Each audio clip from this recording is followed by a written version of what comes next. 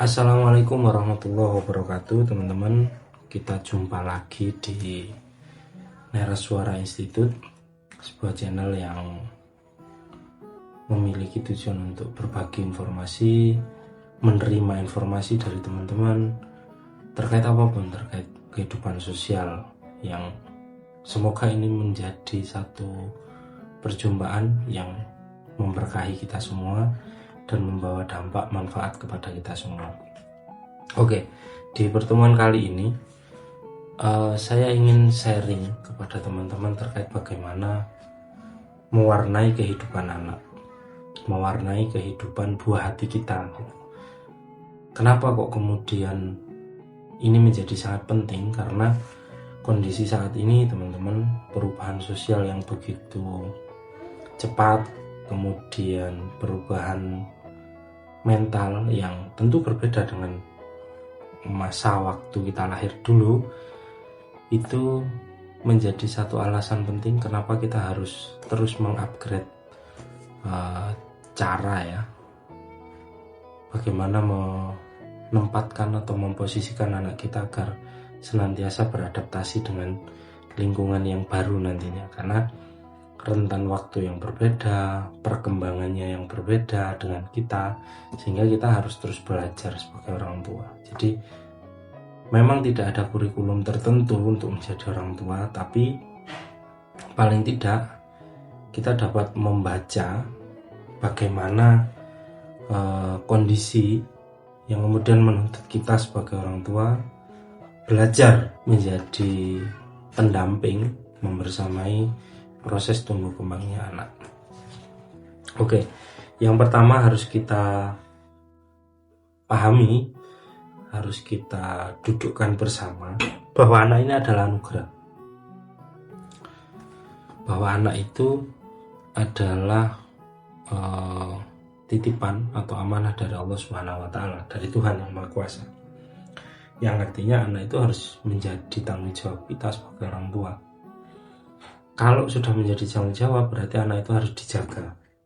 Kalau anak itu harus dijaga, bagaimanapun tumbuh kembangnya, seiring dengan proses bimbingan, kebersamaan antara kita dengan anak kita, yang paling penting untuk kita lakukan adalah mensyukuri pertumbuhannya, mensyukuri kebersamaannya dalam setia menjalani proses pertumbuhannya, proses belajar, mengenal ini dan itu, memahami situasi, kondisi, kemudian merekam segala sesuatu melalui sensor motoriknya, kemudian diolah dalam akalnya ya, sebagai afidah, sebagai ini perwujudan dari hati nurani mereka, yang kemudian menjadi satu bentuk akumulasi dari empirisme atau pengalaman mereka.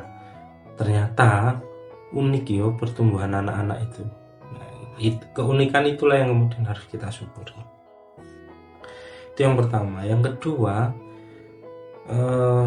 kewajiban kita sebagai orang tua ketika menganggap, walaupun bukan hanya dianggap sebagai anugerah ya, tapi anak-anak, kewajiban kita sebagai orang tua adalah mendidik.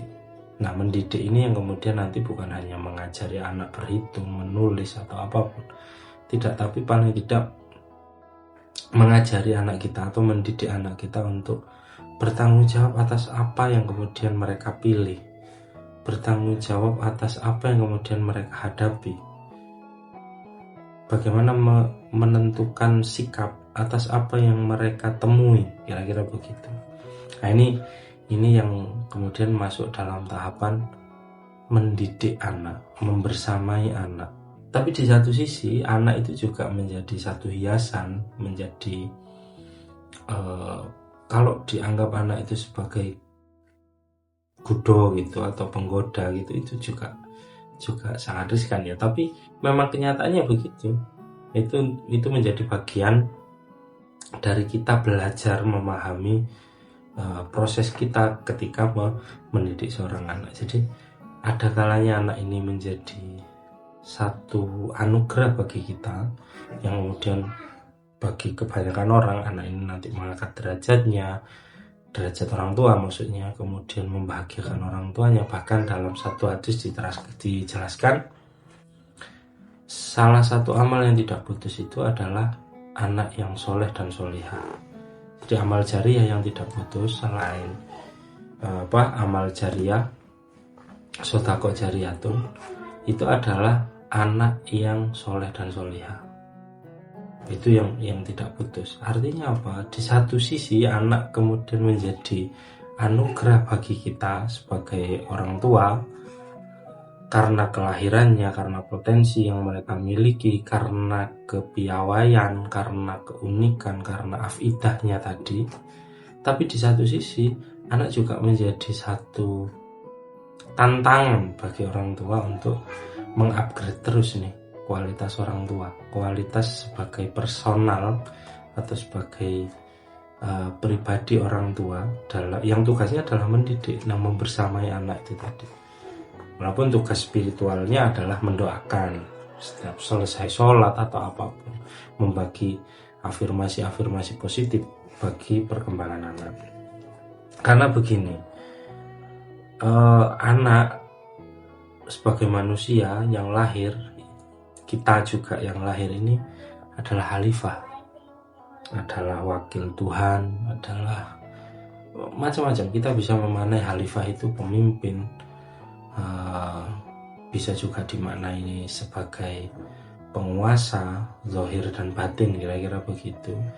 Karena kita punya privilege, karena kita punya otoritas untuk menentukan mau kemana kehidupan kita, mau kemana arah dan tujuan kita, kira-kira begitu.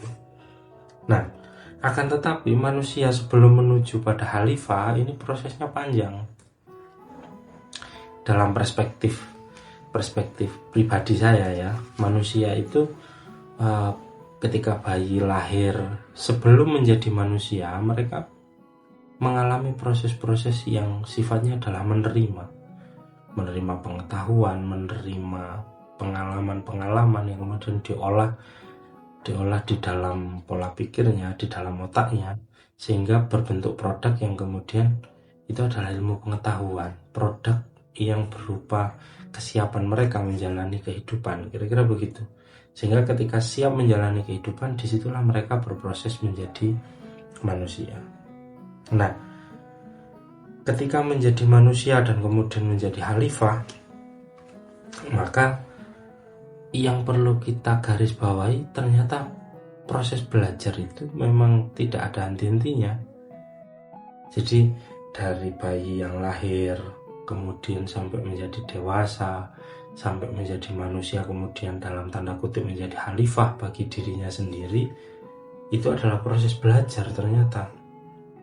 Makanya kalau ngambil satu perspektif di dalam Al-Quran, di surat An-Nahl ayat 78 yang berbunyi kira-kira begini: Bismillahirrahmanirrahim. Wallahu akhrajakum min butuni ummahatikum la ta'lamuna syai'an wa ja'ala lakum sam'a wal absara wal af'idah la'allakum tashkurun. Jadi kita ini dilahirkan atau dikeluarkan dari perut ibu kita itu dalam kondisi sama sekali tidak tahu apa-apa, sama sekali. Cuma kemudian Tuhan memberikan kita pendengaran, penglihatan, kemudian memberikan kita sanubari, hati sanubari itu tadi, yang tujuannya adalah ternyata setelah proses pendengaran, proses penglihatan, kemudian diolah dalam sanubari kita, dalam hati kita, menjadi satu pola spiritualitas, pola intelektualitas yang akhirnya kita sadari, oh ternyata ini ya proses belajar itu, kira-kira begitu. Oh ini ya ternyata proses kalau kata orang Jawa itu olah rasa, olah jiwa, kira-kira begitu. Jadi akumulasi dari proses pembelajaran itulah kemudian yang nantinya menjadikan kita tahu. Makanya tingkatan selanjutnya ya, tingkatan lanjutnya itu man arafa nafsahu faqad arafa rabbahu. ada satu kondisi di mana kamu mengetahui dirimu, maka kamu mengetahui Tuhanmu, kira-kira begitu. Cuma paling tidak ketika kembali kepada ayat yang tadi, surat An-Nahl ayat 78, proses belajar itu ternyata bukan hanya bagi anak-anak saja, tapi bagi orang tuanya itu juga proses belajar.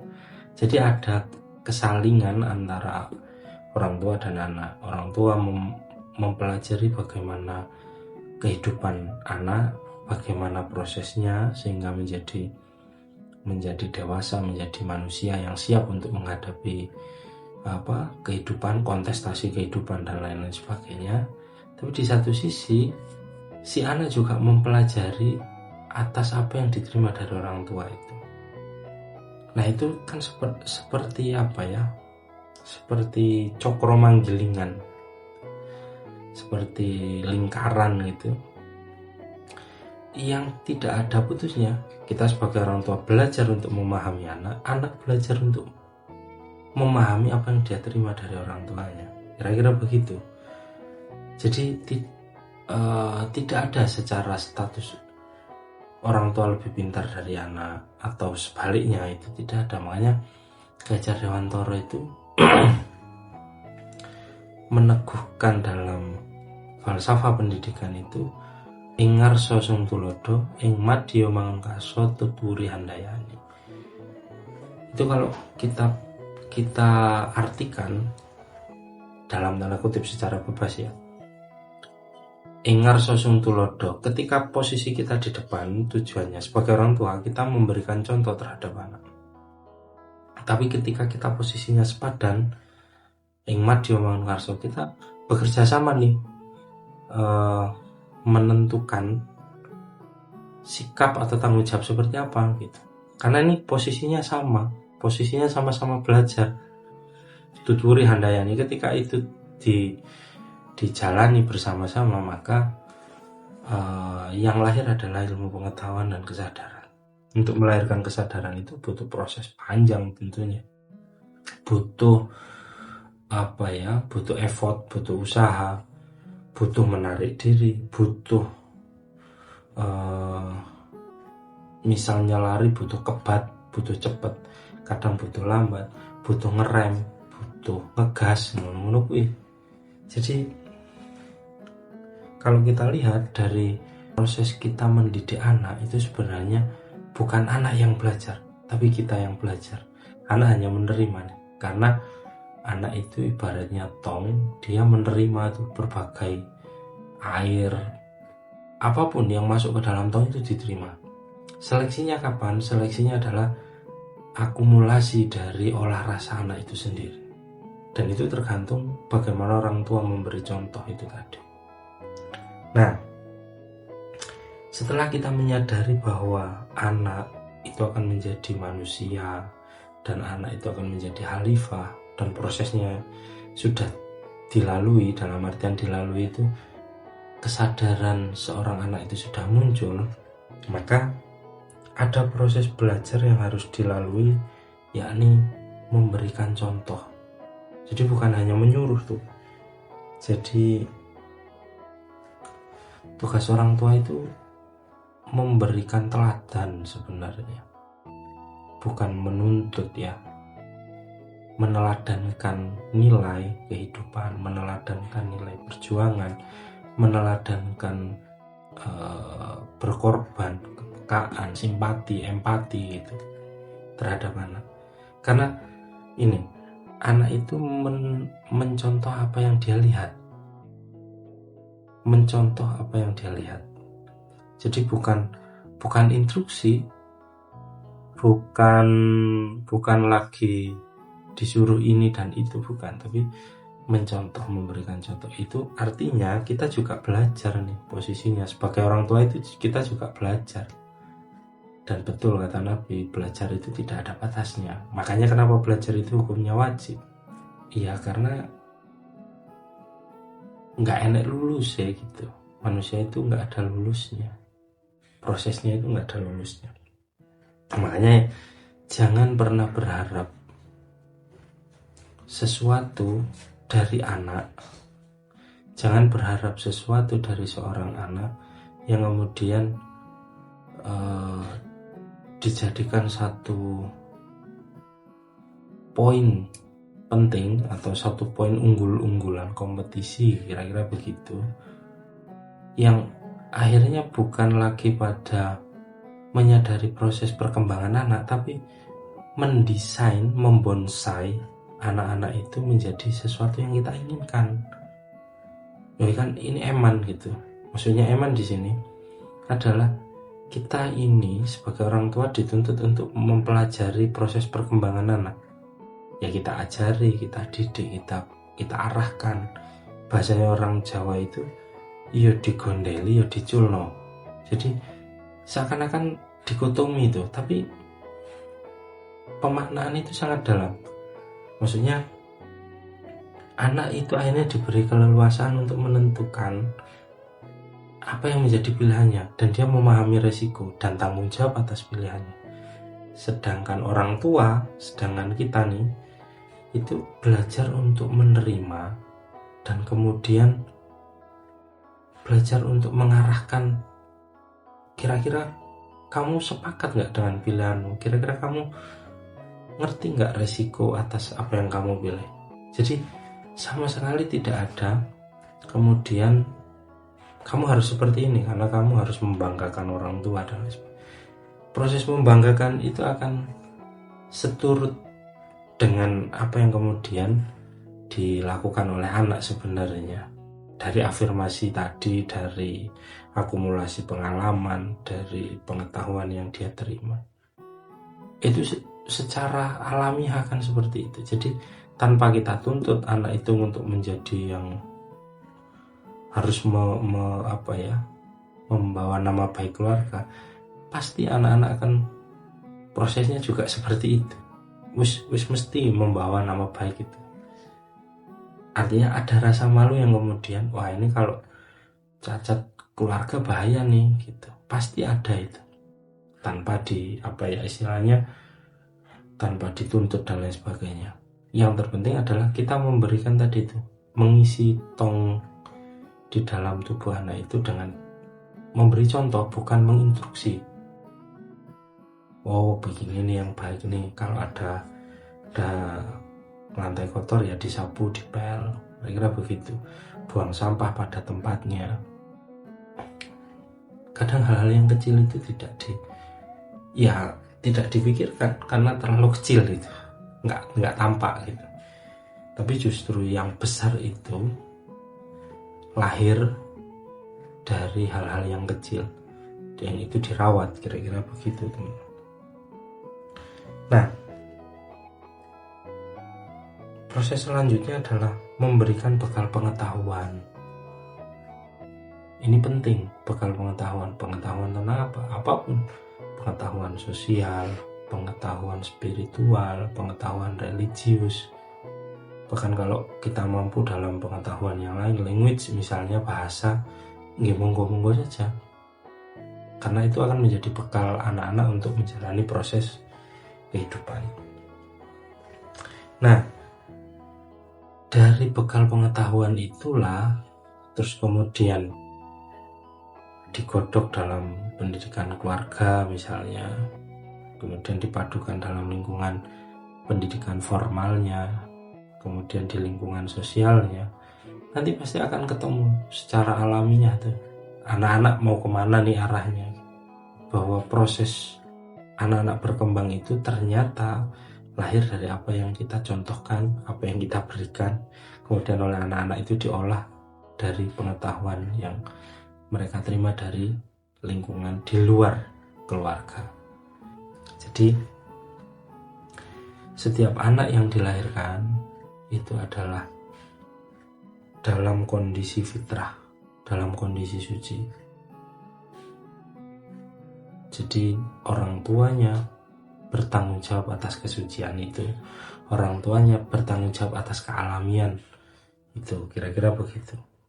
Nah, pendidikan kedua setelah orang tua adalah lingkungan. Jadi bagaimanapun lingkungan yang melingkupi anak itu, ketika mental, ketika pengetahuan, ketika sukses dalam pendidikan yang pertama yang di orang tua, maka anak itu tidak akan terjerat oleh lingkungan itu, justru akan memberi warna terhadap lingkungan tersebut. Nah, oleh sebab itu pendidikan pertama, yakni pendidikan orang tua, itu sangat mempengaruhi terhadap proses tumbuh kembangnya anak. Itu sangat mempengaruhi terhadap pembentukan pola pikir, pembentukan mental, dan pendidikan itu adalah komitmen sebenarnya. Komitmen untuk saling tumbuh. Di satu sisi saya ingin berkembang, di sisi lain saya ingin memberikan anak-anak untuk juga menjadi anak yang tumbuh kembangnya ini tidak terhambat oleh kondisi-kondisi yang memberatkan, dalam artian dewasa sebelum waktunya, terus kemudian fatherless misalnya, macam-macam problematiknya gitu.